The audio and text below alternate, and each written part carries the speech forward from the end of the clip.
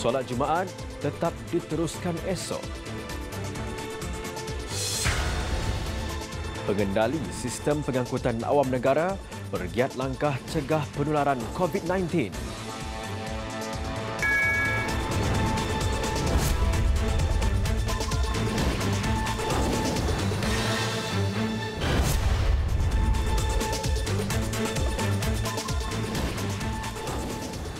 Berita TV9 Jam 8 malam bersama saya Ahmad Bar, Zainal Abidin. Assalamualaikum dan salam sejahtera. Kita terus saja ke laporan malam ini. Solat Jumaat akan diteruskan di masjid seluruh negara dalam keadaan wabak COVID-19 terkawal dan tidak menyeluruh di negara ini. Menteri di Jabatan Perdana Menteri Datuk Seri Dr. Zulkifli Muhammad Al-Bakri menyarankan beberapa syarat kepada pihak masjid sebagai langkah pencegahan, termasuk memendekkan khutbah bagi mengurangkan jemaah terdedah dengan persekitaran.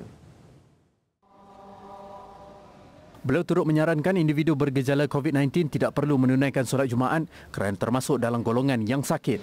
Mengambil hukum asal wajib, kita katakan solat Jumaat tetap wajib. Cuma beberapa sarana yang kita bagi dalam situasi seperti ini sekarang. Pertama, kalau boleh khutbah dipendekkan. Khutbah dipendekkan, kita straight kepada poin yang hendak disampaikan. Dan begitu juga kalau boleh untuk diambil di rumah. Kemudian pihak masjid kalau boleh sediakan hand sanitizer yang penting.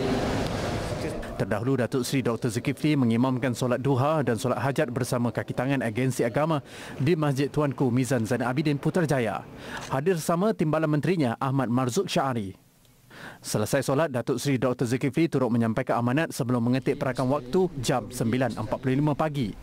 Tambahnya lagi, 5 kertas kerja akan dikemukakan kepada Majlis Fatwa Kebangsaan dalam masa terdekat untuk diputuskan. Ia merangkumi permasalahan solat Jumaat, bersalaman, kenduri kahwin, pengurusan mandi jenazah dan saranan berkaitan COVID-19. Beliau juga menyarankan perhimpunan agama ditangguhkan buat waktu ini. Semalam, Mufti Pulau Pinang Dr. Wan Muhammad Salim Wan Nor menggesa kerajaan mengambil langkah pencegahan penularan COVID-19 termasuk menghentikan solat Jumaat dan solat Jumaat di masjid. Sementara itu, kepada seluruh warga Jabatan Perdana Menteri, Datuk Seri Dr. Zulkifli menyeru supaya bekerja bersamanya sebagai satu pasukan bagi melonjakkan institusi agama ke tahap tertinggi. Saya letakkan JAKIM, saya letakkan MAWID, saya letakkan tabung haji, saya letakkan agensi agama. Saya tak nak entum berlawang sama entum. Maksudnya orang ni lebih kurang standard yang saya nak sekurang-kurangnya kita setaraf dengan JPA atau JPA. Biar di profesional. Cukuplah kita dalam keadaan stigma mindset orang agama lemah, agensi agama lemah, agensi agama tak pandai urus takbir, maka itu bukan cara kita dah sekarang ni. Beliau turut berpesan supaya warga JPM tepati masa, pantas dalam melakukan pekerjaan, memastikan kerja yang dilakukan siap dan berhasil serta bersikap ikhlas dan amanah. Bekas Mufti Wilayah Persekutuan itu juga berkata, kaki tangan yang melakukan kerja melebihi sasaran akan diberikan pengiktirafan dan senarai nama mereka akan diumumkan di seluruh jabatan. Kementerian Kesihatan turut menggesa supaya semua aktiviti perhimpunan membabitkan kehadiran yang ramai ditangguhkan bagi mencegah kemungkinan jangkitan COVID-19.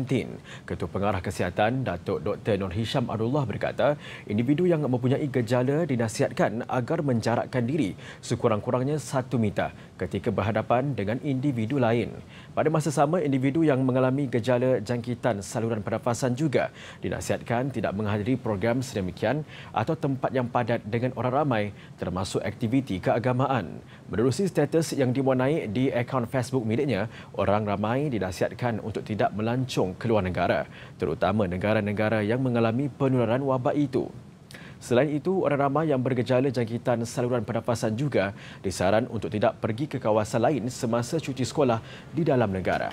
Selain itu, Datuk Dr. Nur Hisham turut menyarankan orang ramai mengamalkan langkah-langkah pencegahan dan menjaga kebersihan diri selain mengamalkan etika batuk yang baik dengan menutup mulut dan hidung dengan tisu ketika batuk atau bersin sebelum membasuh tangan serta merta.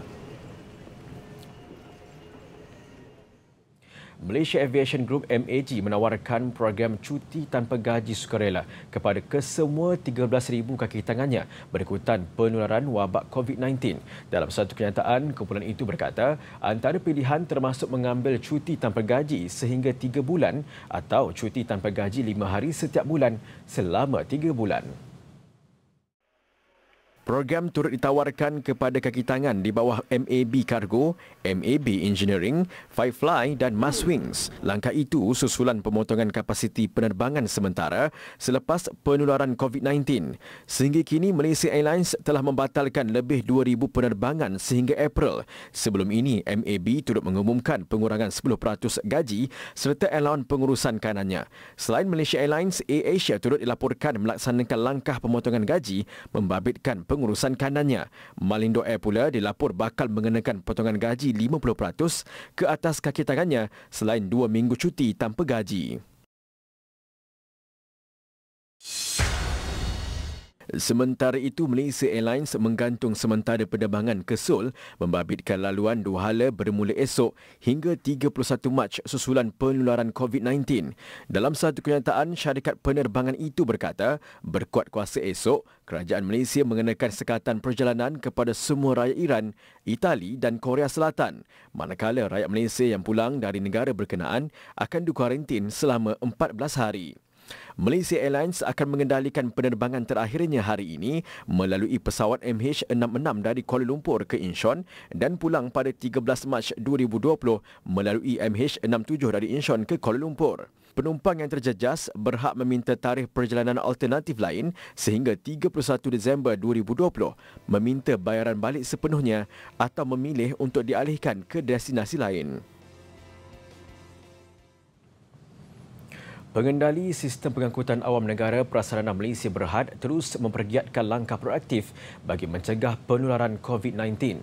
Ia bagi mengoptimumkan risiko jangkitan kepada lebih 1.4 juta penumpang yang menggunakan perkhidmatan bas rapid KL, transit aliran ringan LRT, transit aliran massa MRT dan monorail di seluruh negara. Ikuti butirannya bersama Siti Khadijah Jaafar.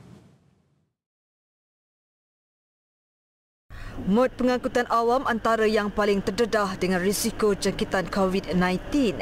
Menyedari hakikat itu, prasarana menggariskan beberapa mekanisme dan langkah komprehensif yang mengutamakan penjagaan kebersihan yang diselaraskan di semua stesen dan depo seliannya. Di stesen transit aliran massa MRT Kuasa Sentral ini misalnya, proses pembersihan di dalam tren bermula sebaik saja operasi perkhidmatan tamat pada jam 1 pagi. Semua tren akan dibersihkan terlebih dahulu sebelum perkhidmatan itu dibuka semula kepada pengguna pada jam 6 pagi. Di dalam stesen pula, aktiviti itu bermula daripada pagi juga, yang mana kita kategorikan kepada peak hour dengan non-peak hour. Pada waktu puncak, untuk MRT SBK Line saja, kita memfokuskan aktiviti di dalam tren pasal kita tahu pada waktu puncak kepadatan tren amat ketara ke situ. Jadi apabila tren sampai di stesen Kajang dan Sungai Buloh, ada satu tim cleaner akan masuk dalam tren tersebut dan akan buat proses penyah virus. Proses itu berlaku dalam masa 4 minit. Pembersihan membabitkan peralatan di dalam stesen yang terdedah dengan kuman turut diberikan perhatian, termasuk eskalator, lift, mesin pembelian tiket dan kaunter. Malah setiap kaki tangan juga dikehendaki menjalani pemeriksaan kesihatan selain diberikan penerangan dan maklumat berhubung prosedur operasi standard SOP dalam situasi kecemasan membabitkan pelanggan. Saya rasa bimbang dan risaulah sebab kan customer yang datang pun kita tak tahu daripada mana, ada yang dijangkiti ke apa ataupun tidak. So kita naik train ni, kita mungkin senang terjejas sebab dia boleh berjangkit daripada sentuhan ataupun pernafasan kan. Itu satu langkah yang baguslah untuk mencegah virus macam itulah. Tak nak bagi semua customer dijangkiti macam tu. Okeylah, akak nampak juga diorang bersihkan lift, bersihkan semua tempat kan. Memang akak nampak jugalah. Akak rasa macam okey, puas hati jugalah. Macam rasa lega sikit. Membantu kita. Kurang kita punya rasa risau kan. Langkah sama turut dilaksanakan kepada semua bas Rapid KL. Rutin itu dijalankan setiap hari di 7 depoh antaranya Kuala Lumpur, Pulau Pinang, Kuantan, Kemunting dan Manjung. Bahagian dalaman bas seperti tempat duduk, tiang dan butang loceng dicuci setiap hari, manakala luaran 2 hari sekali. Pengguna yang ditemui pula berpuas hati dan mengalukan usaha ini. Langkah proaktif yang dilaksanakan oleh kumpulan prasarana dalam mencegah wabak COVID-19 ini terhadap kesemua medium pengangkutan awamnya di negara ini dilihat mampu untuk mengurangkan kebimbangan terhadap penggunanya. Ia juga sekaligus turut meningkatkan tahap kesedaran kepada kaki tangan dan juga penggunanya untuk sama-sama mencegah penularan wabak ini. Di Langkawi, pengusaha feri penumpang antara pihak yang mengambil inisiatif untuk lebih kerap membersihkan pengangkutan awam berkenaan bagi menangani risiko COVID-19. Ia membabitkan feri bagi semua laluan ke Langkawi termasuk dari Satun dan Kuala Lumpur, Thailand selain Pulau Paya, Pulau Pinang, Kuala Kedah dan Kuala Perlis. Menurut Pegawai Jabatan Laut Langkawi, Ghazali Ahmad, inisiatif pengusaha terbabit membantu usaha mencegah penularan wabak berkenaan. Sebenarnya sebagai menangani orang kata COVID-19 ini untuk meyakinkan bakal pengunjung ataupun pelancong yang datang ke Langkawi melalui feri supaya mereka ini berkeyakinan bahawa feri-feri yang mereka naiki ini adalah selamat untuk mereka naik sampai ke Kuah. Setiap pelancong dari Satun, Thailand akan menjalani saringan suhu badan oleh kaki tangan kesihatan sebaik tiba di terminal feri. Pihak Jabatan Laut turut menguatkuasakan larangan kapal pesiaran untuk singgah ke pulau berkenaan.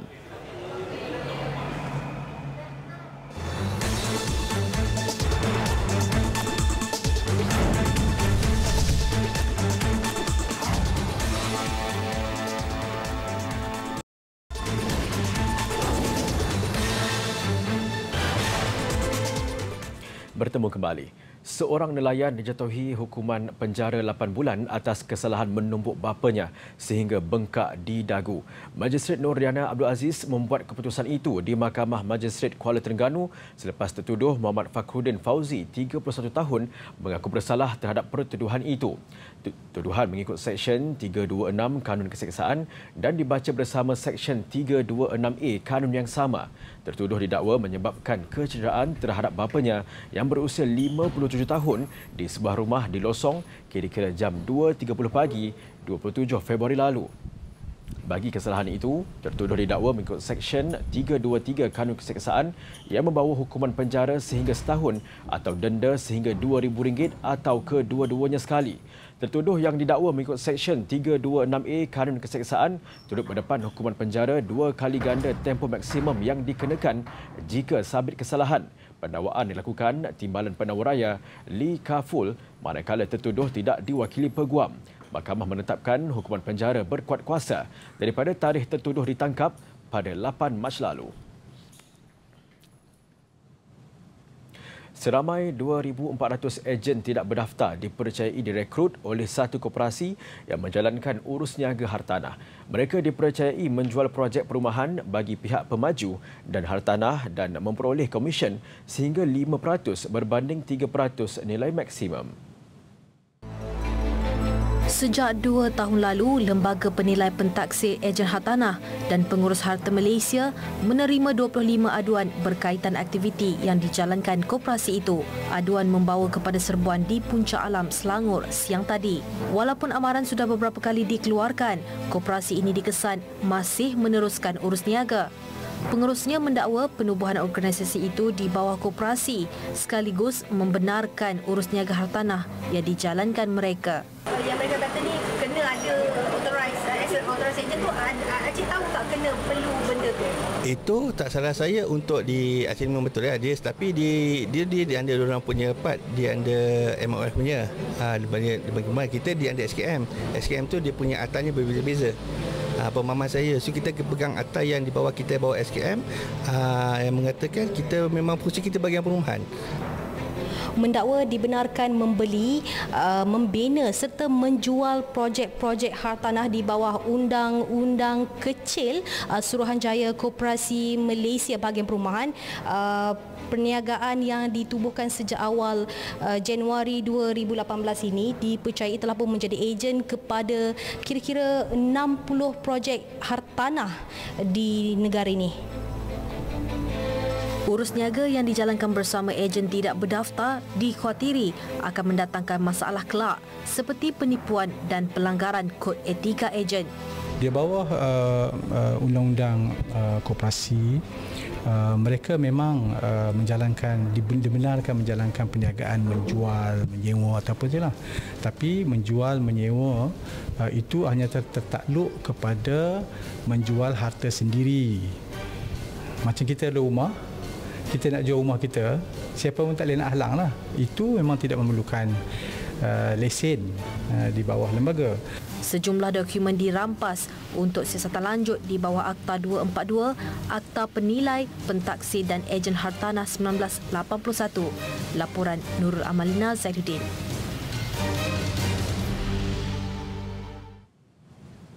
Apa sahaja dasar dan strategi sedia ada yang baik untuk rakyat akan diteruskan.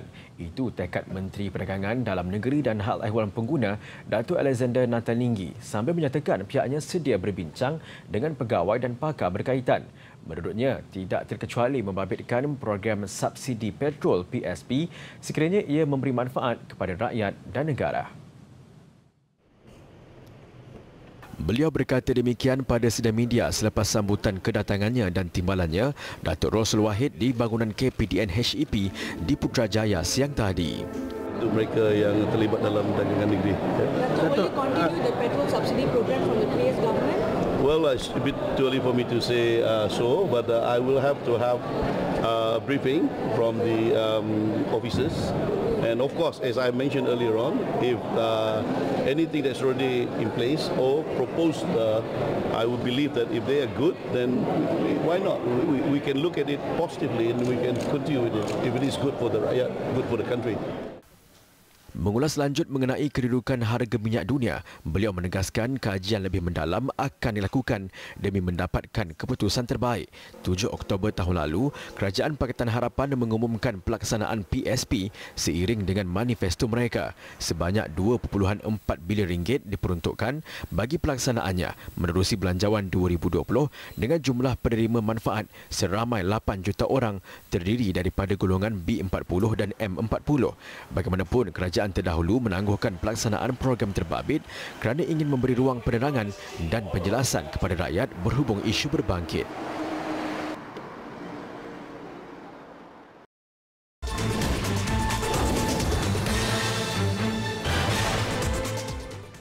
Laporan antarabangsa. Pertubuhan Kesihatan Sedunia WHO mengisytiharkan COVID-19 sebagai pandemik, sekaligus menegaskan penularan dan keadaan wabak itu yang teruk adalah sangat membimbangkan. Secara umum, pandemik bermaksud wabak penyakit yang tersebar dengan begitu meluas, merentasi sempadan malah hingga ke seluruh dunia. Ketua Pengarah WHO, Tedros Adhanom Ghebreyesus berkata, virus berkenaan telah menjangkiti lebih 126,000 orang di 114 negara dan meragut 4,633 nyawa setakat ini. Malah angka terbabit dijangka terus meningkat. WHO khawatir dengan tahap penularan dan keadaan wabak COVID-19 ini yang disifatkan amat teruk. Selain tindakan tidak mencukupi yang membimbangkan, sehubungan itu WHO telah membuat penilaian bahawa COVID-19 boleh disifatkan sebagai satu pandemik. Presiden Donald Trump menggantung perjalanan dari Eropah ke Amerika Syarikat selama 30 hari dalam usaha agresif untuk mengekang pandemik COVID-19 yang sedang menular dengan pantas dan menjejaskan pasaran saham. Namun Trump berkata sekatan itu tidak termasuk pengembara dari United Kingdom. Trump turut menolak kritikan bahawa kepimpinan beliau kurang bertindak ketika krisis itu melanda. Sebaliknya menegaskan virus berkenaan tidak akan ada peluang langsung. Sekatan perjalanan terbabit akan berkuat kuasa mulai tengah malam Jumaat. Bintang ternama Hollywood Tom Hanks dan isterinya Rita Wilson disahkan positif jangkitan COVID-19. Kedua-dua pelakon itu dijangkiti ketika berada di set penggambaran sebuah filem yang berkisar tentang kehidupan legenda rock and roll Elvis Presley di Australia. Melalui Instagramnya, Hanks memberitahu bahawa mereka mengalami simptom keletihan dan sakit badan selain selsema sebelum disahkan positif wabak tersebut. Tambahnya, beliau dan isteri akan dipantau dan dikuarantin untuk tempoh yang lama. India menggantung semua visa pelancong hingga 15 April depan dan akan kuarantin mereka yang tiba dari 7 negara terkesan dengan COVID-19 untuk tempoh minimum 14 hari. Menurut Biro Maklumat Media Bawah Kerajaan, penggantungan visa India akan bermula esok. Bagaimanapun, visa diplomatik dan visa bagi pertubuhan antarabangsa, pekerjaan serta projek adalah dikecualikan.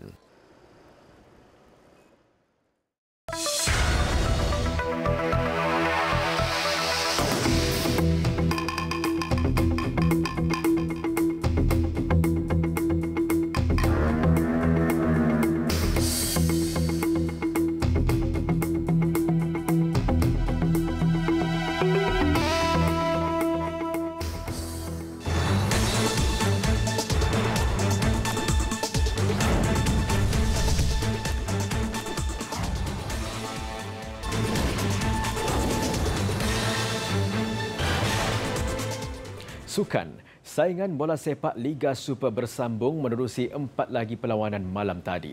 Menyaksikan Felda United menang 3-2 ke atas Melaka.